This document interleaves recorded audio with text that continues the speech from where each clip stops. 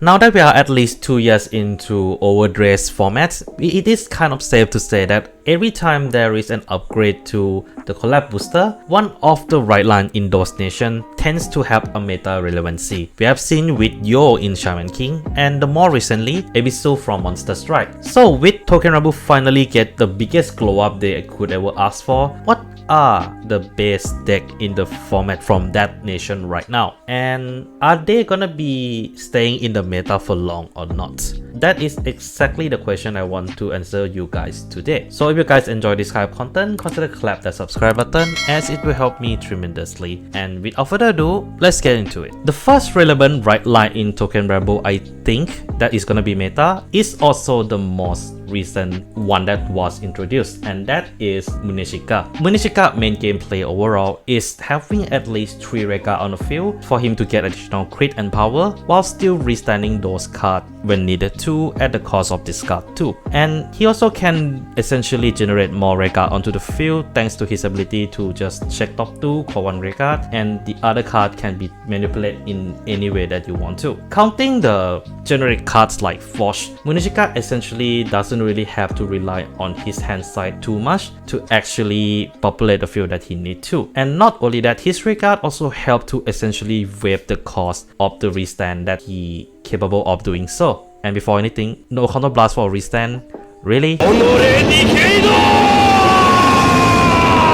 But yeah, some of the rare cards like Hogisune Kiwame essentially reduce the cost of his discard to 1, and Akashi Kiwame also recoup the cost of this card by giving you a free draw and gets additional power while you are at it. And considering some of the more generic support that you can use like Munichika himself and the counter charger grade 1, you essentially have a deck that more or less can just do a lot of rush up to 5 to 6 attack while still having a pressure hit from the Vanguard, which is pretty damn insane. The only weakness of Munichika deck as we have seen right now is the fact that it doesn't really hit very hard. Like yes, plus 10k is a lot, but the fact that it doesn't really gain power from anywhere else means that the deck is kind of prone to control deck even if Hogisune Kiwame can resist, and also damage denying, which essentially is bread and butter of some of the cards in the deck that they are gonna be playing, as many of the TOUKEN RANBU units does require you to have at least 3 damage to activate its effects.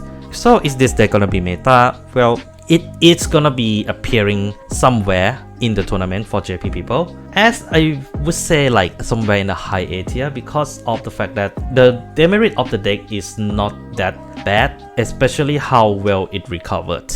So overall, I would have to say this deck will definitely pop up here and there, but it won't be a menace like what Gandiwa is right now. What I would say is gonna be a menace in the meta though is the other TOUKEN RANBU right line that is essentially an upgrade from the previous one, and that is Kashu Kiyomisu. So what Kashu Kiyomisu got an upgrade was essentially a new version of himself that is essentially a V Draconic Overlord DN Ikemen style.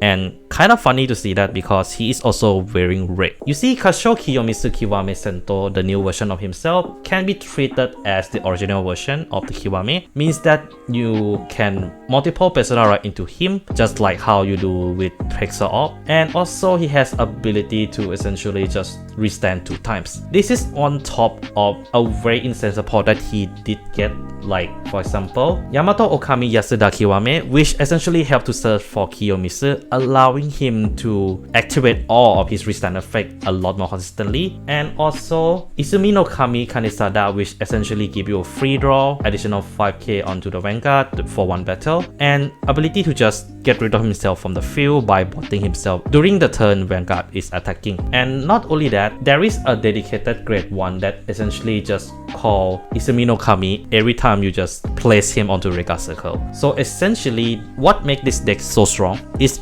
its insane consistency that it's capable of. Yamato no Okami also can fetch Kiyomisu back from drop zone back to hand, making the cost of activating his first restand skill pretty damn solid. The only weakness that he does have, and it is something that exists to balance out his skill, is the fact that he resets his critical and drive to 1 when you do his skill for the first time. meaning that you essentially cannot stack crit on this card. But because of the fact that the other red card also swing really hard with little effort, also make this deck instantly very powerful. Essentially, Kiyomisu just replaced Overlords on the top 10 deck that I have in my mind for the deck that you should bring for competitiveness immediately. Just simply because he can freestand with more time, and his deck consistency is just insane.